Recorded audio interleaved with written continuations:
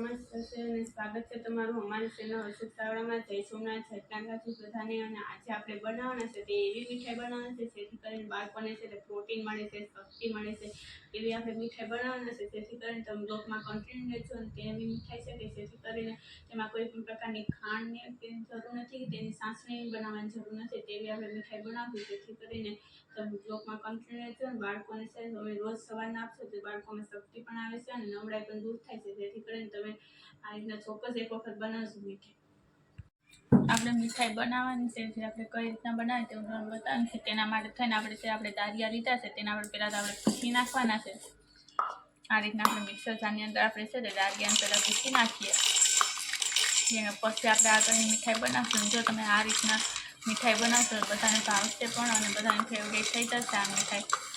અને છે તે મોહનથાળને બધી વસ્તુને ફૂલાવી દે છે તેવી મીઠાઈ આપણી બનીને રેડી થઈ જાય છે. હવે તેને આપણે પીસી નાખીએ. પહેલાં તો અહીં આપણે છે તે પાવડર કરી નાખ્યો છે આપણે દારિયાનો આ રીતના. હોય તેને આપણે છે તે સારી લઈશું જેથી કરીને કોઈ પણ જાતનો ઝીણી એકદમ જાડી કોઈ પણ દારિયો રહી ગયો હોય છે અડધો કે તો છે તે નીકળી જાય. એટલા માટે થઈને તેને આપણે આ રીતના આપણે સારી લઈએ એટલે એકદમ પાવડર થઈ જશે. આપણે આ રીતના તમે જોઈ શકો છો કે આપણો ઉપરથી છે તે નીકળી ગયો છે. અને આ રીતના આપણો પાવડર રેડી થઈ ગયો છે. હવે તેની અંદર આપણે કઈ વસ્તુ નાખવાની છે હું તમને બતાવું છું. તેના માટે આપણે મોરા મમરા લીધા છે, તેને પણ આપણે પીસવાના છે. પીસી નાખીએ. હવે આપણે તેને પીસી નાખશું. હવે આપણે દળી નાખ્યા છે, તમે જોઈ શકો છો મમરાને. અને હવે તેને આપણે તેના ભેગા જ નાખી દેવાના છે, જે આપણે દારિયાને પીસીને રાખ્યા તેના ભેગા. હવે તેને સારી રીતના આપણે આ રીતના મિક્સ કરી દેવાના છે. હવે તેને આપણે શેકી નાખશું. અહીં મેં કઢાઈ લઈ લીધી છે ને તેની અંદર આપણે પહેલાં છે આપણે ઘી નાખી દઈશું આ રીતે. અને ઘી નાખ્યા બાદ હવે તેને આપણે છે ગેસની ફ્લેમ છે તે ચાલુ કરી દઈશું. કે ઘી આપણે સાચું નથી નાખવાનું, 3 થી 4 ચમચી જેટલું ઘી નાખશું.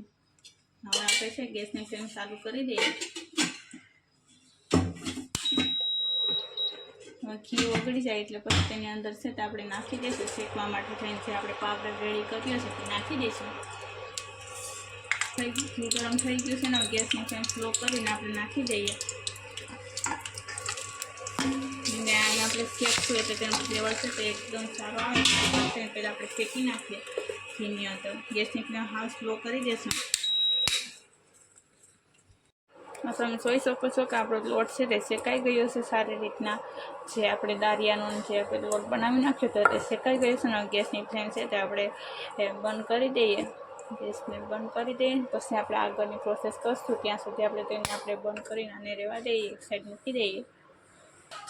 આપણે ગોળ લઈ લીધું છે. આ રીતના આપણે ગોળમાંથી આપણે છે તે બનાવવાનું છે. કેમ કે આપણે ખાંડ નથી નાખવાની, એટલા માટે થઈને આપણે ગોળમાં જ આપણે બનાવશું. બહુ ટેસ્ટી બનશે. અને આ ગોળથી છે તે આપણે પ્રોટીન મળે છે. એટલા માટે થઈને હવે તેની અંદર છે તે આપણે પાણી નાખી દઈશું. આ રીતના આપણે ઝાઝું પાણી નથી નાખવાનું. ગોળ હોય છે તેનાથી આપણે અડધું આપણે પાણી નાખવાનું. અને પાણી નાખ્યા બાદ હવે તેને આપણે ગેસની ફ્લેમ છે તેને આપણે ચાલુ કરી દઈશું. હવે તેને આપણે છે તે ગોળને આપણે ઓગાળી નાખીએ. અને આગળ કઈ રીતના આપણે કરવાનું છે તેમ પણ હું તમને બતાવવાની છું પાક. એટલા માટે થઈને તમે જોઈ શકો છો કે આપણે આ રીતના આપણે ઓગાળવાનો છે. ને આ આપણે બનતા છે મીઠાઈ બનતા આપણે કંઈ સાચી વારે નથી લાગતી. અને બાળકોને જો તમે રોજ સવારના તમે આપો છો આ રીતના આપણે આ મીઠાઈ તમે બનાવેલી તો બાળકોને છે તે ક્યારેય પણ છે તે નબળાઈ નથી આવતી. અને તેનામાં પણ શક્તિ એ વધારે આવે છે. અને પ્રોટીન છે તે પણ આને પૂરતા પ્રમાણમાં મળી જાય છે. ગોળ અને જે દારિયા છે તેની અંદરથી પણ. કેમ કે દારિયા તો આમે છે શ્વાસમાં છે, ઉધરસમાં પણ સારા. અને આ મમરાને જે આપણે નાખીને આપણે બનાવી નાખશું સારી રીતના. એટલા માટે થઈને તમે ચોક્કસ બનાવશો એકવાર. અને આપણે છે તેને આપણે થોડી વાર માટે થઈને આપણે વગાડીશું. હવે આપણું છે તે ગોળ છે તે એકદમ ઓગળી ગયો છે. અને ગેસની ફ્લેમ છે તેને આપણે પહેલાં તો બંધ કરી દઈએ. ગેસને બંધ કર્યા બાદ આપણે જે આપણે લોટ શેકેલું છે તે આપણે કઢાઈ લીધી છે તેની અંદર જ આપણે નાખી દઈશું આ રીતે. હવે તેને આપણે સારી રીતના આપણે મિક્સ કરી લઈશું. પછી જ આપણે જો ગેસની ફ્લેમ છે તે આપણે ચાલુ કરશું. ત્યાં સુધી ચાલુ નથી કરવાની. આ રીતના આપણે મિક્સ કરી લઈએ. તમે જોઈ શકશો કે સારી રીતના મિક્સ થઈ ગયું છે. અને હવે ત્યાં ગેસની ફ્લેમ છે તે આપણે ચાલુ કરી અને થોડી વાર માટે થઈને આપણે ગેસની ફ્લેમ સ્લો ઉપર છે તેને શેકી નાખશું આ રીતે.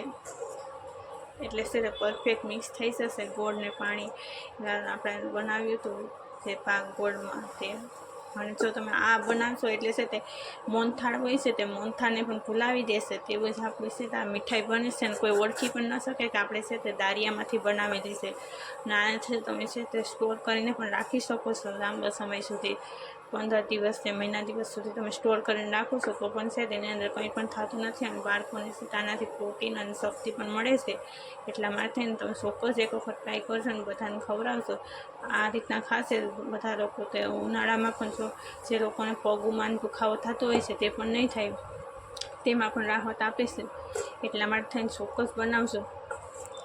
અને તમે જોઈ શકો છો કે આપણે છે તે બનીને રેડી થઈ ગયું છે. ને હવે તેને છે તે આપણે કેમાં કાઢવાનું છે તે પણ તમને બતાવવાની છું. જેથી કરીને તમે બ્લોગમાં કન્ટિન્યુ છે. પછી તેમાં કઈ આગળ પ્રોસેસ કરવાની છે તે પણ હું તમને બતાવવાની છું.